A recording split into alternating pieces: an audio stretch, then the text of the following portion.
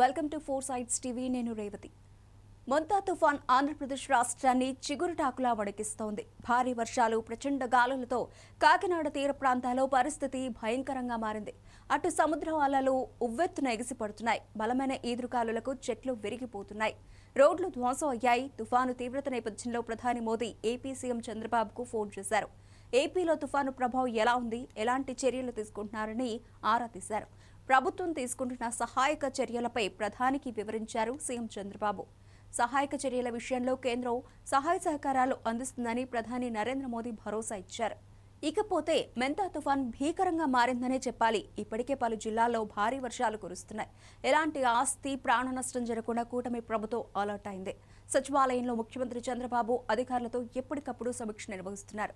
తుఫానుపై గంటకు బులెటిన్ను రిలీజ్ చేస్తున్నారు. Real time governance ద్వారా వాస్తవ సమయంలోనే పూర్తి సమాచారాన్ని జనాలకు అందించాలని బాబు అధికారులను ఆదేశించారు. మరోవైపు మంత్రి లోకేష్ కు కీలక బాధ్యతలు అప్పగించారు సీఎం చంద్రబాబు.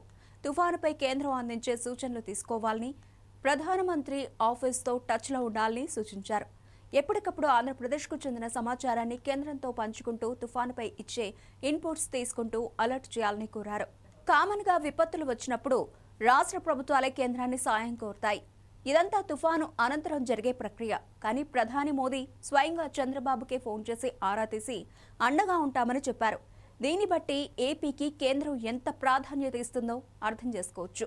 తుఫాను ముప్పు విషయంలో ఏపీకి సాయం విషయమై ప్రధాని ముందుగానే స్పందించడంపై ఆంధ్రప్రదేశ్కు ఎంతటి ప్రాధాన్యత ఇస్తున్నారో అర్థం చేసుకోవచ్చు. ఇక తీర ప్రాంతాల్లోని ప్రజలు సహాయక శిబిరాల్లో తలదాచుకుంటున్నారు. వారికి మెరుగైన మౌలిక సదుపాయాలు కల్పించాలని సూచించారు సీఎం. తక్షణ సాయంగా 3,025 కేజీల రేషన్ బియ్యం అందజేయాలని అధికారులను ఆదేశించారు ఏపీ ముఖ్యమంత్రి చంద్రబాబు. తుఫాను ప్రభావిత జిల్లాల్లో రేషన్ షాపుల ద్వారా నిత్యావసరాలు అందజేస్తామన్నారు. విద్యుత్ సరఫరాకు అంతరాయం లేకుండా జనరేటర్స్ సిద్ధంగా ఉంచాలని ఆదేశాలు జారీ చేశారు. అత్యవసరం అయితేనే ప్రజలు బయటకు రావాలని కోరారు అధికారులు.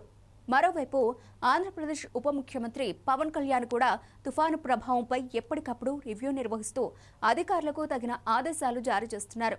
జనసేన నేతలు, కార్యకర్తలను సహాయక కార్యక్రమాల్లో పాల్గొనాలని ఇప్పటికే ఆదేశించారు జనసేన అధినేత పవన్ కళ్యాణ్.